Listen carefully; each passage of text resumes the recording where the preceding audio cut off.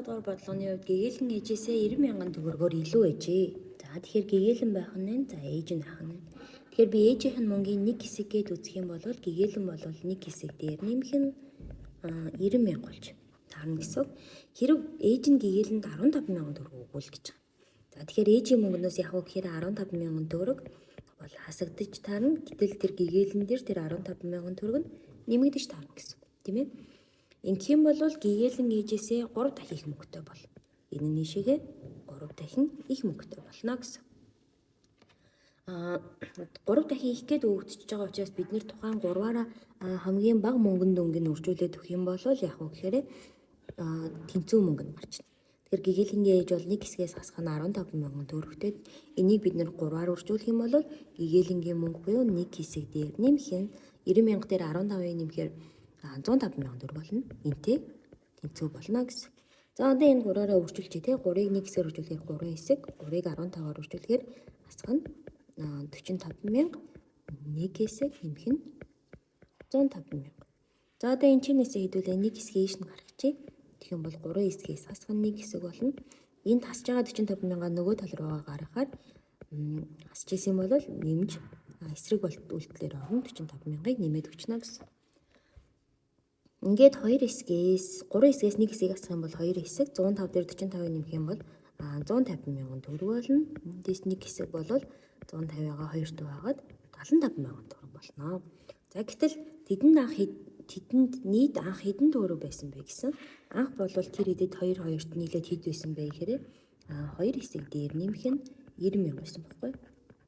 Тэгэхээр бид нэр 2 хэсгийн мөнгө нь 150 гэдээ олцсон юм чи шууд 150 дээрээ 150,000 дээрээ 90,000-ыг нэмээд өгчих гэсэн. Тэгэхээр анх тэднэрт нийлээд 240,000 төгрөг байжээ. Тэгэхээр энэ бодлооны хувьд бол өгдөл байхгүй, хариулт бол байхгүйсэн. Тэгэхээр хэдүүлээ Е гэж яагаад 240,000 төгрөг гэдэг хариултыг сонгочоо гэсэн.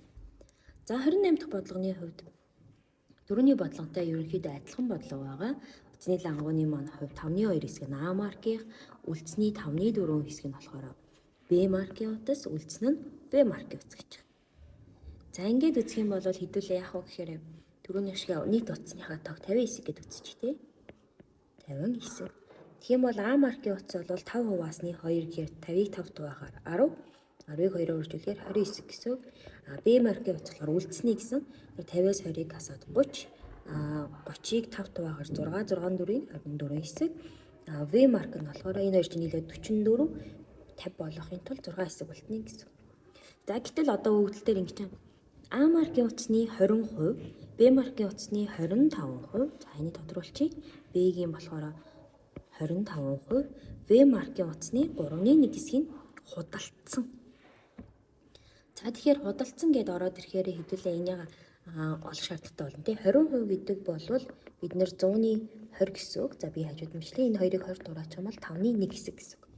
Тэгэхээр би одоо энэ хэсэгт нь ард нь зарсан хэсгийг тавих чинь. Тэгэхээр 20 хэсэг утасны маань 5 хуваасны 1-ийг зарсан. Тэгэхээр биднэрт бол нийтдээ 4 хэсгийг зарсан гэсэн үг юм байна. Б маркийн утасны 25% гэсэн. 25% гэдэг бол өөрөө 100-ны 25 буюу 25 байгаар 4 хуваасны 1 гэсэн үг. Тэр 24 хэсэг зүйлийг 4 хуваагаад 1-ийг зарсан гэхээр 6 хэсгийг зарсан. В маркийн утасны 3 хуваасны 1-ийг тэгэхээр 2 хэсгийг зарсан болж таарна гэсэн. За зарсны дараагаар юу үлдсэн бэ гэхээр 228 утас бол үлдсэн гэж. За тэгэхээр би энэ хэсэгт бол үлдсэн хэсгийг тодорхойлъё. Үлдсэн 20 хэсэг утаснаас 4 хэсгийг зарчих юм бол 16 үлдэнэ. 24-өөс 6 зарчих юм бол 18 үлдэнэ. 6-аас 2-ыг зарчих юм бол 4 үлдэнэ. Энэ ингээд нийлээд 38 хэсэг.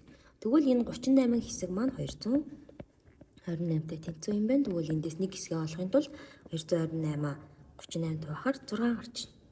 Тэгвэл А маркийн утас хэд үлдсэн бэ гэсэн. Тэгэхээр нийтдээ 16 хэсэг үлдсэн. Нэг хэсэг нь 6 юм бол 16-г 6-аар өрчүүлээд 96 буюу Г хариулт байна.